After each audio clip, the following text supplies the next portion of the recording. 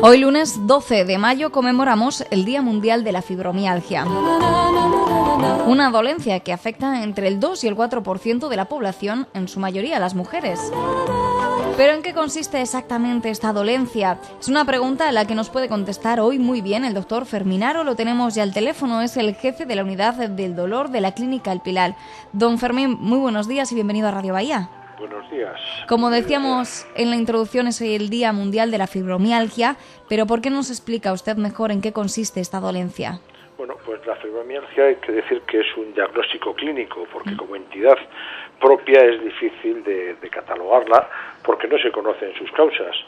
Se implican varios acontecimientos que puedan influir, pero en realidad, como tal, es una enfermedad que cursa con dolor musculoesquelético de forma generalizada y de forma crónica.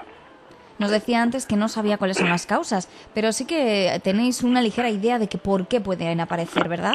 Bueno, no, en realidad los principios de las causas no son. Hay muchos componentes que se están asociando actualmente, como son alteraciones de la serotonina, alteraciones a nivel conductual por alteración de la neuroplasticidad cerebral, al tener un dolor crónico mantenido.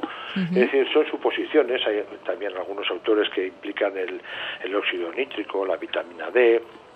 Hay cantidad de factores, pero ninguno es determinante a nada. Lo que sí que está claro es que hay un sustrato neurobiológico que sí que influye para producir una serie de respuestas tardías y amplificadas después de un estímulo.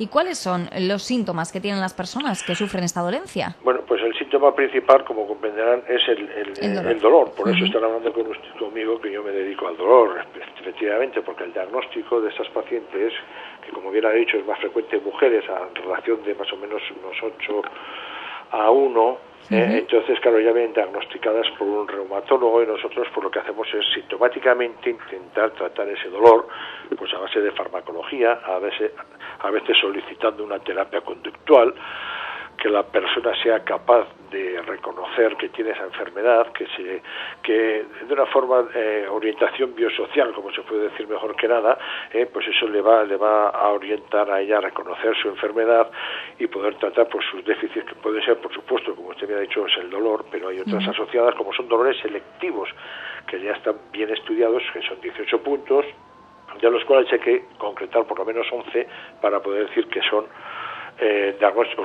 síntomas menores para poder complementar el diagnóstico. O sea, de esos 18 puntos, las personas que suelen tener más o menos en 11 de esos puntos los dolores, es porque pueden tener fibromialgia.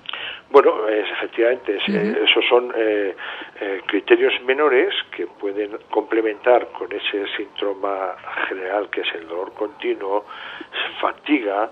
Pues estos elementos que acompañan pues es dolor en los puntos a nivel cervical principalmente, a nivel de los hombros, rodillas, codos, a nivel de los trocánteres, y con eso ya llegamos a reconocer que esa paciente puede estar dentro del diagnóstico de la patología de la fibromialgia. Doctor Fermín, nos hablaba de tratamientos farmacológicos, pero ¿qué tipo de tratamientos son los que mayormente se aplican para intentar reducir los dolores, aparte de los farmacológicos? Bueno, de acuerdo que hay que hacer siempre un tratamiento farmacológico, pero en esta situación, que es un paciente que tiene varias dolencias, no solamente es el dolor, sino que tiene una vivencia especial, que lo comunico yo como el catastrofismo y que se designa también por algunos autores, y luego aquellas situaciones psicológicas que lógicamente acompañan a estos estados crónicos, como son la ansiedad y la depresión. En función de la importancia de cada uno de ellos, pues se hace un protocolo dirigido a resolver ese dolor. Siempre hay un protocolo general que principalmente está basado en el reconocimiento de la enfermedad como tal y la adecuación al diagnóstico que tienen, pues con la colaboración familiar, el deporte aeróbico, es decir, una serie de circunstancias que son francamente positivas y que pueden llegar a mejorar. Y en los casos en los que se asocia una ansiedad grave, una depresión grave, un dolor intenso, pues ya es cuando vamos a empezar a utilizar farmacología principalmente. Se puede decir que lo primero es una vida relajada y una vida con deporte, ¿no? Es una vida relajada, pero sobre todo bien dirigida a conocer su propia patología y que sepa controlar, porque son pacientes que tienen la necesidad de seguir trabajando, porque el índice de incapacidad puede llegar hasta un 17, un 20% en esas pacientes, tienen necesidad de seguir trabajando. Y el hecho de considerarse insuficientes hace que tengan una tarea exhaustiva de trabajo que les produce luego un cansancio y claro, pues el círculo no se cierra y el dolor se mantiene.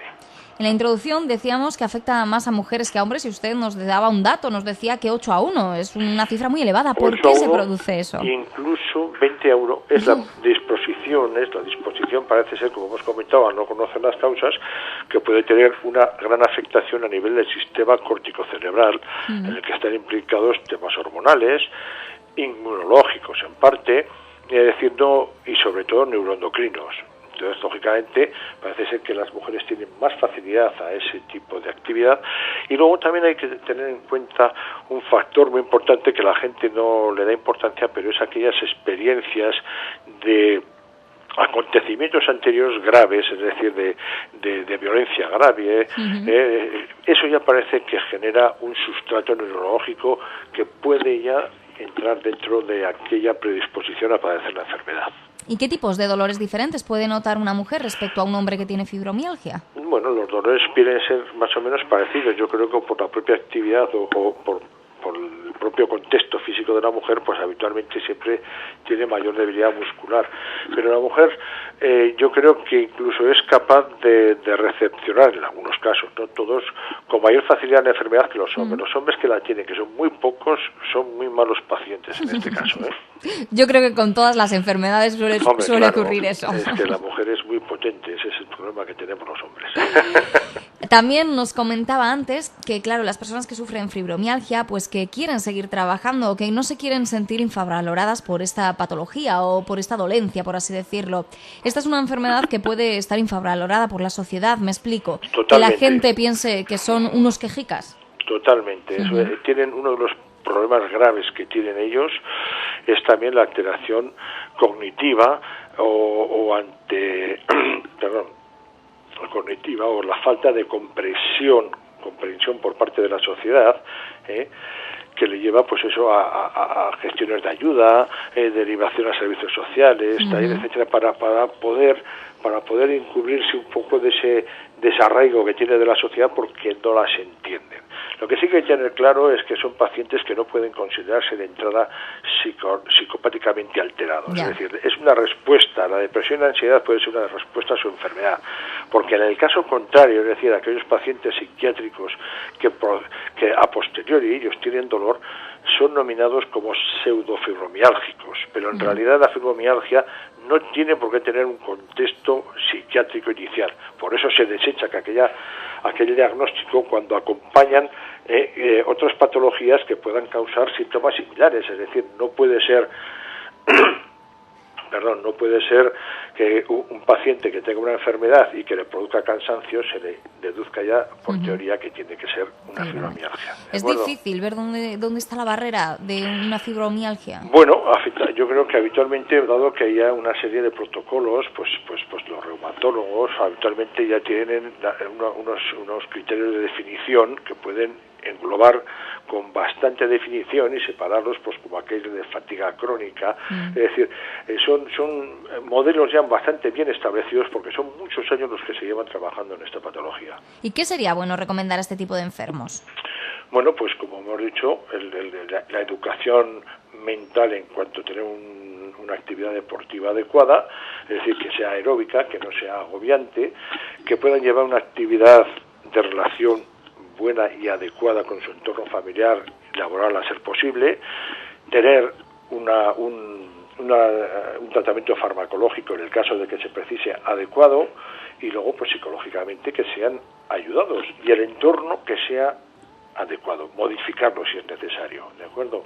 Sobre todo eso, modificar el entorno y también para que no se sientan infravalorados y para que, por supuesto, nosotros también podamos hacer un poquito más por esta dolencia. Hoy Día Mundial de la Fibromialgia, teníamos al teléfono, lo seguimos teniendo, doctor Fermín Haro, a quien le damos las gracias por habernos hablado de la fibromialgia. Muchísimas gracias, de verdad, doctor Fermín.